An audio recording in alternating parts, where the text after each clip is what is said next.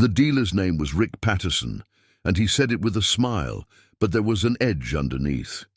"Frank, that Farmall is going to kill you one of these days. You need to trade up before it's too late." It was March of 1983, a cold, grey Tuesday afternoon, and Frank Weber was standing in the showroom of Patterson's John Deere dealership in Waverly, Iowa.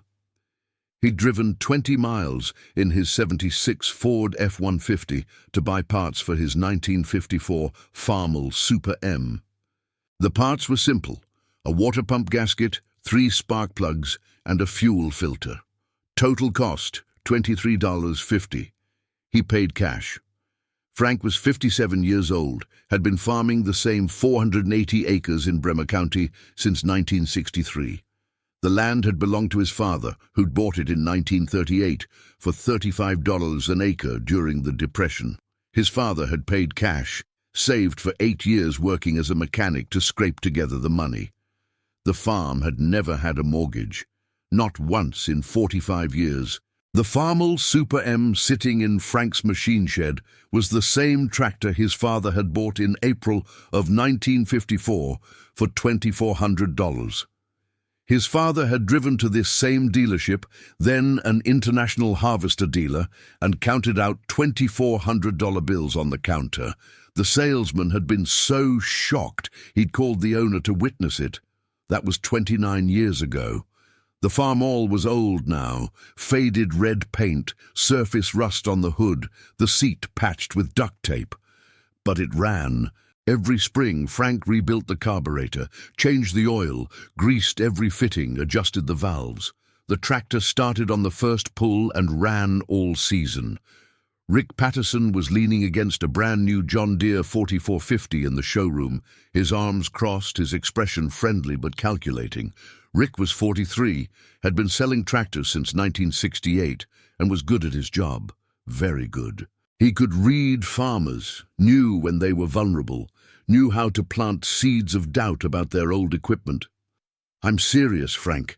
That tractor is almost 30 years old. The parts are getting harder to find every year. The technology is obsolete. You're competing against guys with modern equipment. But more importantly, it's dangerous. No rollover protection, no cab, no safety features whatsoever. You're one accident away from leaving Carol a widow and your kids without a father." Rick let that sink in. The funeral angle usually worked. Make them imagine their wife crying, their kids growing up without them, then offer the solution sitting right there in the showroom. Frank looked at the 4450. It was beautiful, he had to admit. Enclosed cab with air conditioning and heat, power steering, modern hydraulics, 120 horsepower, twice what his Farmall had. And safe, with a rollover protection structure, seat belts, modern braking.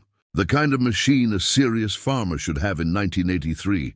The price tag read $42,000. "Can't afford it, Rick," Frank said quietly.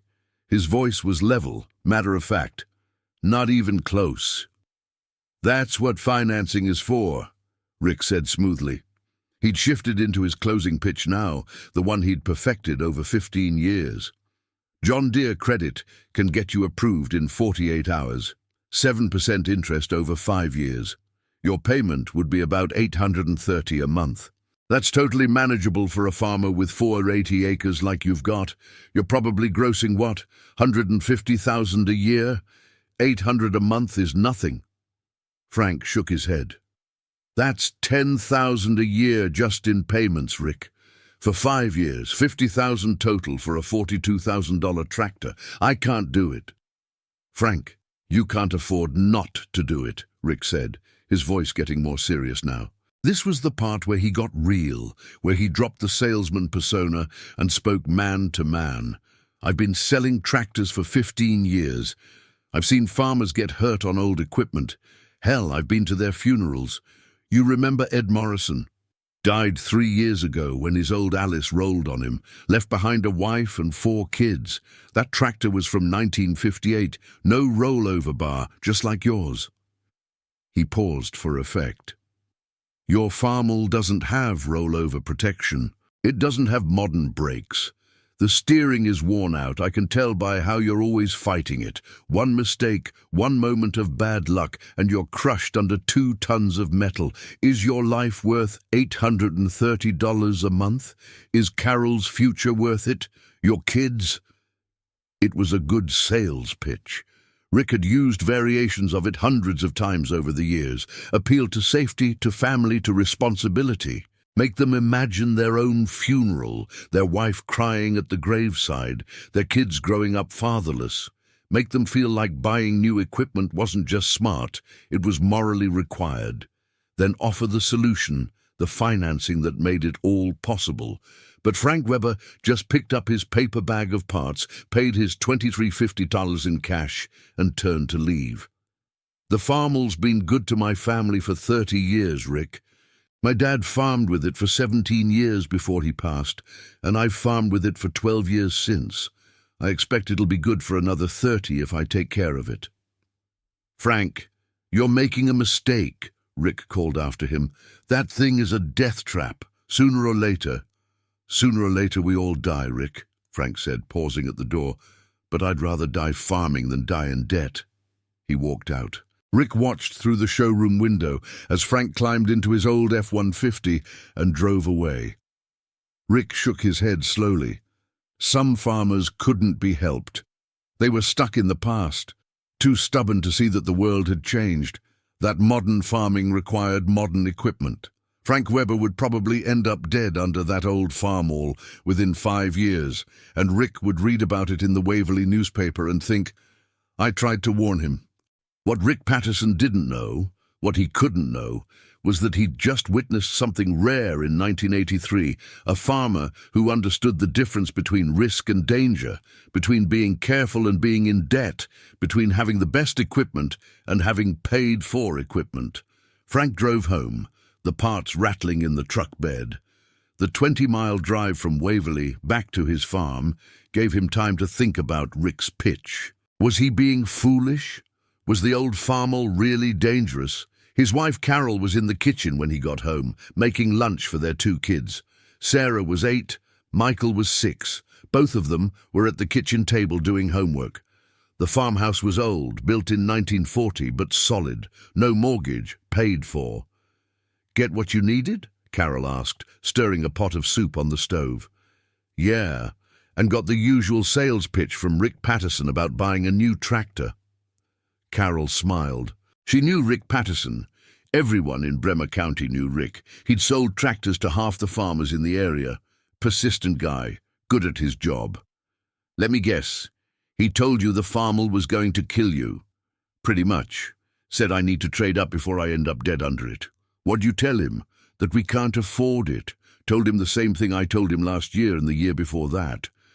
Carol dried her hands on a dish towel and looked at her husband seriously. They'd been married 12 years, had farmed together through good years and bad. She trusted Frank's judgment, but she also worried. Farming was dangerous. Every farm wife knew that. Every year you heard about someone who got hurt or killed. Do you think it's dangerous? She asked quietly, glancing at the kids to make sure they weren't listening. Be honest with me, Frank. Is that tractor going to get you killed? Frank thought about it carefully before answering. This wasn't a question to brush off. Everything in farming is dangerous, Carol. New tractor, old tractor, doesn't matter. I've seen guys get hurt on brand new John Deeres because they got careless, thought the safety features would protect them, got overconfident. The Farmall is old, yeah, it doesn't have a cab or a rollover bar, but I know every inch of that machine. I know what sounds wrong, what feels wrong, what vibrations mean something's loose or worn. I'm more careful on it than I'd be on something new where I might get comfortable and stop paying attention. He paused, choosing his words. And Carol, we don't have debt, not a penny, not on land, not on equipment, not on anything except monthly bills.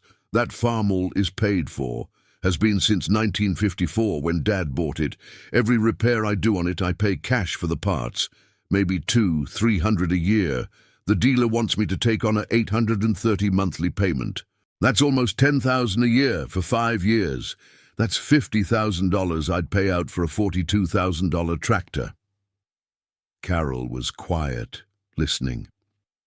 "If I take on that debt," Frank continued, "and we have one bad year, just 1 year where the corn doesn't yield or the prices tank, we're in trouble.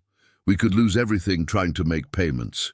But with the Farmall, the only person I owe is myself. If I have a bad year, I tighten my belt, make do, and try again next year. The bank can't foreclose on equipment that's already paid for." He looked at his wife. "I promise you I'll be careful. I'll maintain that tractor like my life depends on it, because maybe it does. But I'd rather risk working on old equipment I can afford than risk our family's future on debt I can't control." Carol nodded slowly. She understood. Her own father had lost his farm in 1952, buried in debt from equipment loans and land payments. She'd watched her mother cry as strangers auctioned off everything they owned. She'd sworn she'd never let that happen to her family. "Just promise me you'll be careful," she said. "Always am." Over the next 15 years, from 1983 to 1998, Frank kept farming with his old Farmall Super M. It became almost a point of pride, though Frank would never admit it. Every spring, like clockwork, he'd tear down the tractor, rebuild what needed rebuilding, replace what needed replacing. The engine got rebuilt in 1985 after 31 years, cost him $847 in parts and 3 weekends of work. A new engine from the dealer would have been $3,200 plus installation. The clutch needed replacing in 1987. Frank did it himself, ordered the parts from an aftermarket supplier for $220. Dealer wanted $890 for the same job.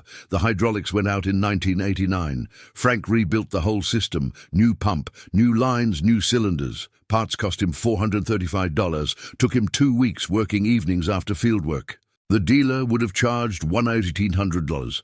Every repair, Frank paid cash. Every part he bought from whoever had the best price. He kept meticulous records in a ledger, just like his father had taught him. In 15 years, from 1983 to 1998, Frank spent $4,287 on parts and maintenance for the Farmall. That averaged out to $285 per year. Meanwhile, if he'd bought that John Deere 4450 in 1983 at $830 per month, he would have paid $49,800 over 5 years. Then the tractor would have been paid off, but rapidly depreciating. By 1998, a 15-year-old 4450 would be worth maybe $18,000 if he was lucky. So he would have paid $49,800 and had an asset worth $18,000. Net cost, $31,800. Frank's way spent $4,287 over the same 15 years. The Farmall was worth nothing at the end, true, but he'd saved $27,513, and that's not even counting the interest he earned on the money he didn't spend, or the peace of mind from having no debt. Every time Frank went to Patterson's dealership for parts over those 15 years, Rick would make another pitch.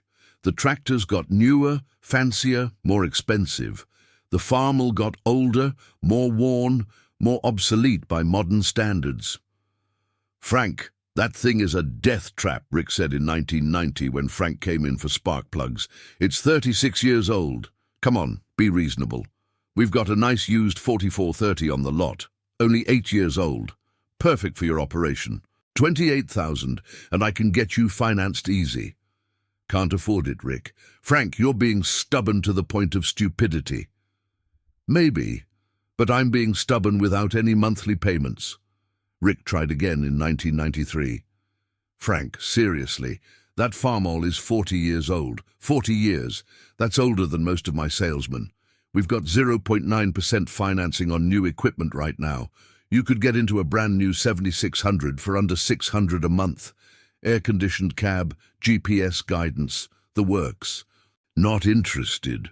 Why? Give me one good reason why." Frank looked at him. "Because I sleep at night, Rick. Can you say the same?"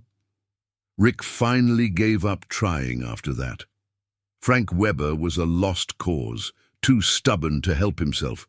There were plenty of other farmers who would listen, who would trade up, who would finance. Rick made a good living off those farmers. He didn't need Frank Weber.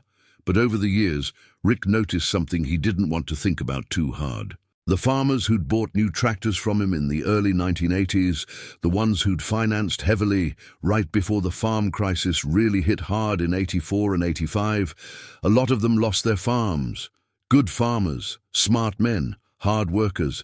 They just couldn't make the payments when grain prices collapsed and land values tanked. Frank Weber kept farming, with his old Farmall that everyone said would kill him. In 1994, one of Frank's neighbors, a man named Bob Henderson, stopped by the Weber farm one evening. Bob farmed 800 acres, had modern equipment, everything new within the last 5 years. But Bob looked stressed, worn out. "Frank, can I ask you something?" Bob said. They were standing in Frank's machine shed, where the old Farmall sat, as it always did, waiting for the next day's work. "Sure, Bob. How do you do it? How do you keep going with that old equipment while the rest of us are killing ourselves trying to stay current?" Frank was surprised by the question. "I just fix things when they break. Work on it myself. Keep it running." "That's not what I mean," Bob said. "I mean, how do you handle the pressure? Everyone looking at you like you're backwards. The dealers telling you you're going to die. Your kids probably asking why you won't buy something nice. How do you just not care what people think?" Frank thought about that. "I do care what people think, Bob, but I care more about keeping my farm. Every farmer I know who lost their place in the 80s, they had newer equipment than me. They were trying to keep up, trying to look successful, trying to farm like the magazine said they should, and they lost everything." He patted the Farmall's fender. "This old girl doesn't look like much, doesn't impress anybody, but she's mine, paid for. Can't repossess what you own free and clear. That's worth more to me than having the fanciest tractor in the county." Bob nodded slowly. "I'm drowning, Frank. Got payments on 2 tractors, a combine, and a planter. Almost $5,000 a month total. Every month I wake up wondering if this is the month I can't make it." "Why'd you buy all that?" "Everyone said I had to. Said you can't compete with old equipment. Said the banks look at you better if you've got modern gear. Said—" Bob trailed off. "Hell, I don't know. Seemed like the right thing at the time." Frank didn't say anything. What was there to say? Bob had made his choices. "You were right," Bob said quietly. "Everyone thought you were the fool. Turns out we were." Bob Henderson lost his farm in 1996. Bank foreclosed. Bob moved to Waterloo, got a job at John Deere, ironically enough. Built the tractors he couldn't afford to buy.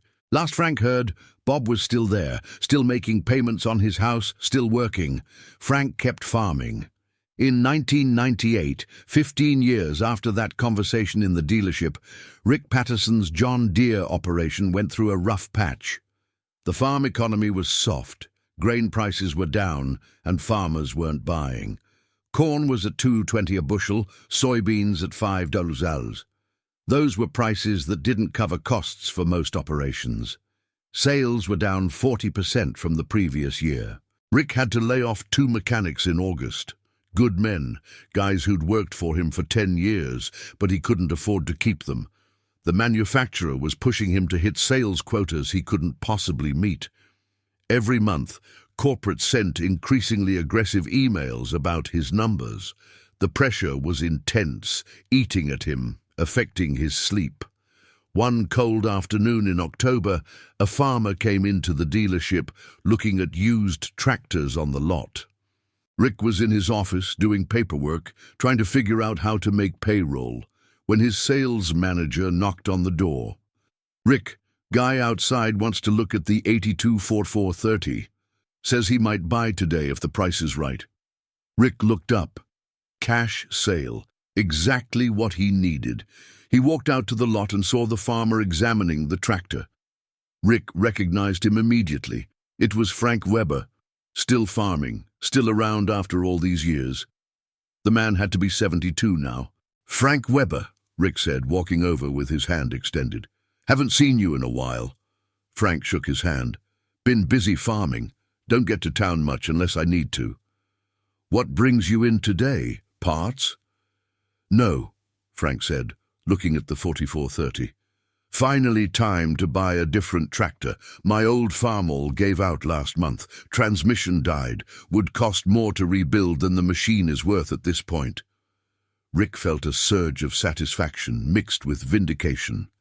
Finally. After 15 years of warnings, Frank Weber's old Farmall had finally failed him. The tractor hadn't killed him, but it had died, which meant Frank needed to buy. "Well, I'm glad you came to see us. Let's get you set up properly this time. We've got some fantastic new—" "I'm looking at this 824430, Frank interrupted, patting the tractor's hood. 16 years old, about 4,000 hours from what I can see on the meter. Looks well maintained. What are you asking?" Rick looked at the price sticker. It was an older used unit they'd taken in on trade 3 months ago. Nice tractor, but nothing special. They had it priced at $14,500, which was fair market. $14,500, Rick said. "But Frank, for just a little bit more, we could get you into something much newer. We've got a 94 model with only 1,200 hours, enclosed cab, air conditioning." "How much for cash?" Frank interrupted again. Rick stopped mid-pitch. "Cash? You mean cash? Not financed?" "Yeah. If I write you a check today, right now, what's your rock-bottom price on this 4430? Rick's mind raced. The dealership desperately needed the sale. They'd had the 4430 on the lot for 3 months with no serious interest. He'd paid $9,000 for it on trade-in. At $14,500, he'd make $5,500 profit. But a cash sale today, guaranteed money, no paperwork, no waiting for financing approval. 12,000 cash, Rick heard himself say. "But that's cutting it real thin for us." Frank pulled out his checkbook from his jacket pocket. "I'll take it at 12. Let's do the paperwork." 20 minutes later, Rick was sitting at his desk, processing the sale in a daze. Frank Weber had just written a check for $12,000 without blinking, without negotiating further, without asking about financing terms or trade-in value. Just pulled out his checkbook and wrote the check like he was buying groceries. "Frank," Rick said as he was finishing up the title transfer, "can I ask you something? How do you just have $12,000 sitting in your checking account? Most farmers I know are leveraged to the hilt." Frank looked at him across the desk. The old farmer's eyes were clear, sharp, intelligent. "Rick, I've been farming for 51 years now, since I was 21. Took over from my dad when he passed in 63. Every single year that I didn't have a tractor payment, that was money I kept. Call it $8,000–10,000 a year I didn't pay to a dealer or John Deere Credit or a bank." He paused, doing mental math. 51 years of farming, about 40 of those years with no equipment payments because I kept fixing that old Farmall instead of buying new. That's $400,000 right there, just from not having tractor payments. Add in never having land payments, never financing anything, just paying cash for what I actually needed, and the money accumulated. Rick's pen had stopped moving. He was staring at Frank. "I've got just over $600,000 in the bank, Rick," Frank said quietly. "Liquid, in savings accounts and CDs at 3 different banks, plus the land which is worth maybe another $1 million at current prices, all paid for. I could write you a check for every tractor on this lot right now and not even feel it." The office was completely silent. Rick could hear the clock ticking on the wall, could hear someone working on a tractor in the shop out back. "You remember back in 83, Frank continued. "You told me that old Farmall was going to kill me, said I needed to trade up, take on payments, modernize or die." Rick nodded slowly. He remembered. "Rick, that tractor didn't kill me. Ran for another 15 years after that conversation. 44 years total, from when my dad bought it in 54 to when the transmission finally gave out last month. You know what kills farmers, Rick? Debt. Debt and trying to keep up with everybody else. Debt and believing that new is always better, that Farmall saved my life because it kept me out of debt." Frank stood up, collected his paperwork. "I saw what happened in the 80s. Half the farmers in this county went under. Good men, smart men, hard workers. They bought new equipment in the late 70s and early 80s, took on big payments, and then prices collapsed. You remember that? Rick remembered.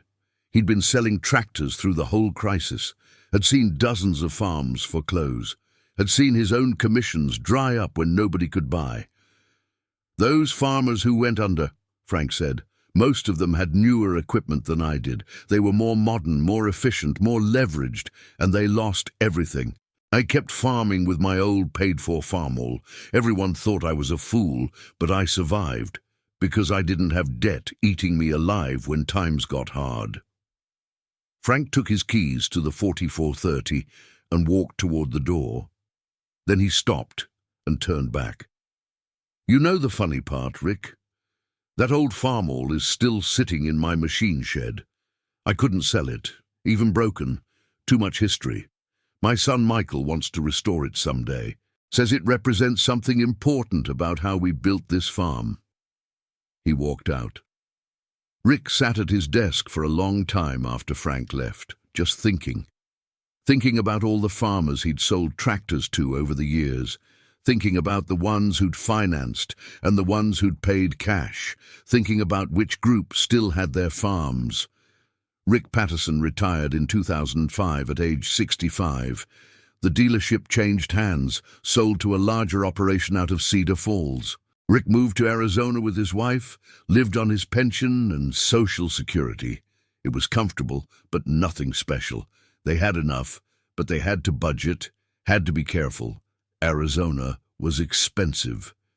Frank Weber kept farming until 2010, when he finally retired at age 84. The old Farmall was still in his shed, and Michael had indeed restored it over the years, working on it slowly on weekends. Got it running again in 2007. Perfect cosmetic restoration, red paint gleaming like new, chrome polished, every part either rebuilt or replaced. Frank sold his 480 acres in 2010 for $5,200 an acre. Total sale price, just over $2.4 million. Added to his existing savings of over $800,000 at that point, he retired with more than $3 million in assets. Not bad for a farmer everyone thought was a fool for keeping old equipment. Frank Weber died peacefully in his sleep in January of 2019 at age 93. The funeral was huge, over 300 people. At the family gathering afterward at the farm, his son Michael started up that old restored Farmall Super M. It fired on the second pull, that distinctive sound everyone who'd known the tractor remembered, the smell of exhaust, the pop, pop, pop of the engine. Carol, Frank's widow, now 97 years old and frail but mentally sharp, stood there listening to it and started crying. Her daughter Sarah put an arm around her. "Your father loved that tractor," Carol said, her voice breaking. "Everyone told him it would kill him. Rick Patterson at the dealership, other farmers, even some of you kids when you got older, said it was dangerous, said it was stupid, said we needed to modernize or we'd lose the farm. But Frank didn't listen. He just kept that old machine running year after year. And you know what? It gave us our life, gave us everything we have. Because we never went into debt for something shiny and new. We just kept our old equipment running and saved the difference." She wiped her eyes. "Rick Patterson died 2 years ago in Arizona. I saw his obituary. His family had to do a GoFundMe to pay for the funeral because he didn't have enough money saved. Sold farm equipment his whole life, convinced hundreds of farmers to buy new and finance, but ended up broke himself. Meanwhile, your father, the farmer everyone thought was a fool, left you children a $3 million estate with no debt, no liens, nothing owed to anybody. That old Farmall didn't kill him. It set him free." Michael had already mounted a plaque on the restored Farmall's hood, right above where his grandfather would have sat for 44 years. It was brass, professionally engraved, mounted with bolts.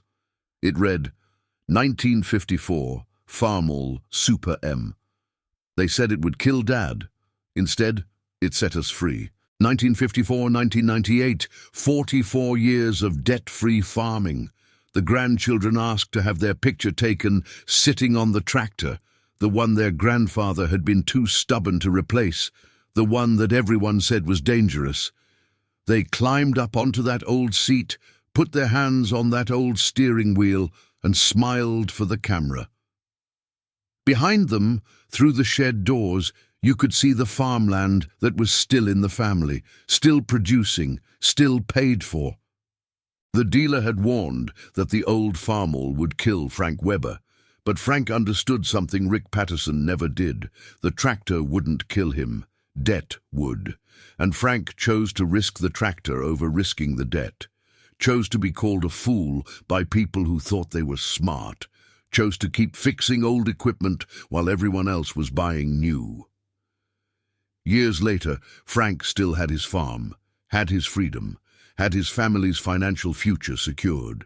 And the dealer was dead and buried in Arizona, his funeral paid for by donations because there was nothing left. The most dangerous thing in farming isn't old equipment. It's debt masquerading as progress. Frank Webber lived long enough to prove it.